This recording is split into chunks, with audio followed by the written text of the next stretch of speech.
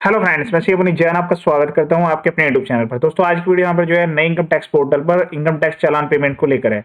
आपको सही तरीके से पेमेंट करना है ताकि आपका पेमेंट फेल ना हो और आपको यहाँ पर किसी टाइप का लॉस ना हो। ये इनकम टैक्स की ऑफिशियल वेबसाइट है www.incometax.gov.in। यहाँ पर आपको आना है, लॉगिन पर क्लिक करना है। जो फर्स्ट टाइम यूजर है, यहाँ पर आपको एक ब्लू रंग का बटन देखने के लिए मिलेगा, रजिस्टर पर क्लिक करके आप रजिस्टर कर लीजिएगा।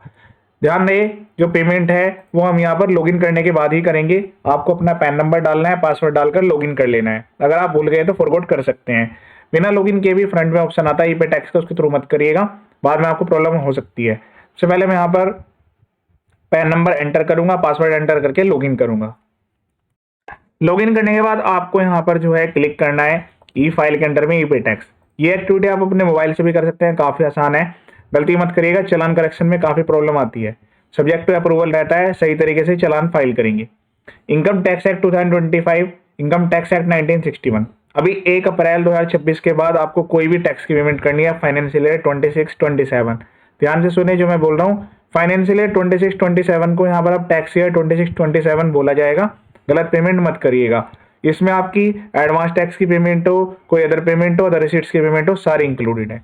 अगर इसके पुराने साल के लिए यानी कि फाइनेंशियल ईयर 25-26 के लिए करनी है तो फिर नीचे वाला ऑप्शन सेलेक्ट करिएगा।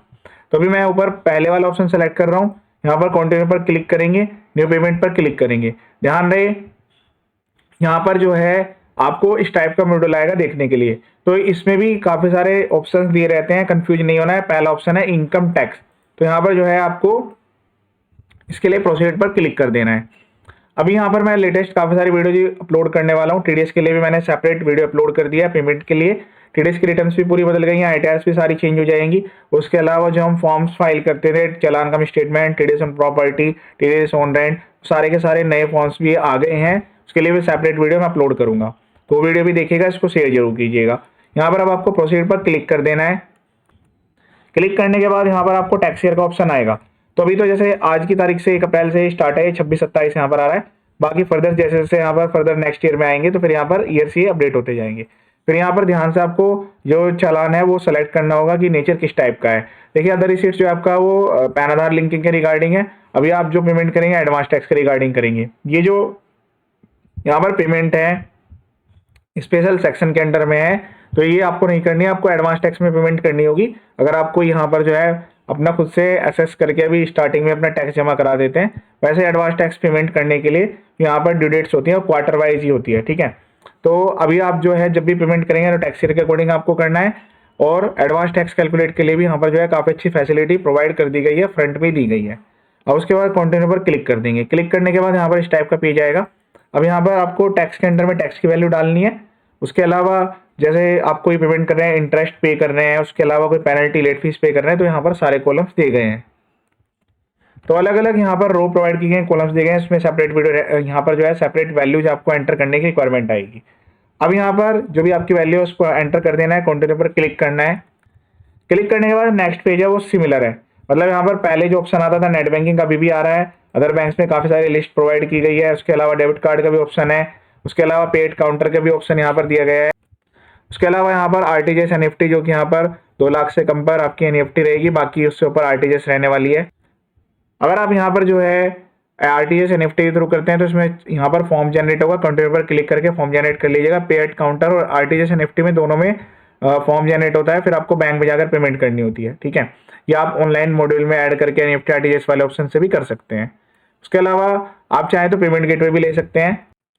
पेमेंट गेटवे का मतलब यहाँ पर है आपके पास किसी भी टाइप का क्रेडिट कार्ड है या यूपीआई, गूगल पे, फोन पे, पेटीएम, किसी भी मोड से आप पेमेंट कर सकते हैं। यहाँ पर ये पेमेंट गेटवे है, इसको आप सेलेक्ट करेंगे तो यहाँ पर पेज पर रिडायरेक्ट होंगे। फिर आपके पास ऑप्शन आ जाएंगे, हर टाइप का डेबिट कार्ड, क्रेडिट कार्ड, यहाँ पर जो है आपको पेमेंट करने के लिए ऑप्शन मिल जाएगा।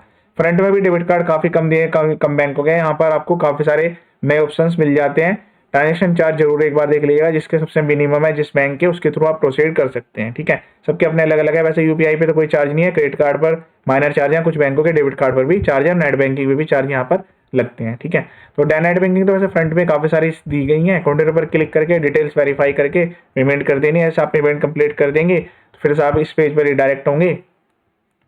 फिर से आपको ई पेमेंट वाले ऑप्शन पर क्लिक करना है। यहाँ पर ई पे टैक्स पर, यहाँ पर आप आ जाएंगे इनकम टैक्स फिर उसके बाद यहाँ पर कंटिन्यू पर क्लिक करेंगे तो जो भी चालान आपने पे किया है वो यहाँ पर आपको जनरेटेड चालान में मिलेंगे। चालान जनरेट हुआ है और जब पेमेंट कंप्लीट हो जाएगी तो पेमेंट हिस्ट्री में यहाँ पर आ जाएंगे। अभी फिलहाल यहाँ पर कोई पेमेंट नहीं हुई है और जो भी आपके सेव चालान है वो यहाँ पर आपको देखने के लिए मिलेंगे। आप चाहे तो उसको एडिट करके फिर से मॉडिफाई भी कर सकते हैं। ठीक है, तो मैंने आपको कंप्लीट प्रोसेस बता दिया है। आपको ये गलती मत करिएगा, सही तरीके से पेमेंट करिएगा। तो टैक्स ईयर कॉन्सेप्ट है वो नया है, इस साल से एप्लीकेबल है। प्रीवियस जितने भी ईयर्स हैं उनके लिए असेसमेंट ईयर रहने वाला है। तो आप कोई भी पेमेंट कर रहे हैं प्रीवियस ईयर के रिगार्डिंग तो असेसमेंट ईयर वाले रूल से करनी है। 1 अप्रैल से आपको नई तरीके से पेमेंट इस तरीके से प्रोसीड करनी है। लेटेस्ट वीडियोस के अलावा बाकी अदर वीडियोज भी यहाँ पर अवेलेबल है और कभी काफ़ी सारे वीडियो यहाँ पर मैं अपलोड करने वाला हूँ। वीडियो को देखिएगा और शेयर जरूर कीजिएगा। ये वीडियो देखने के लिए थैंक यू सो मच।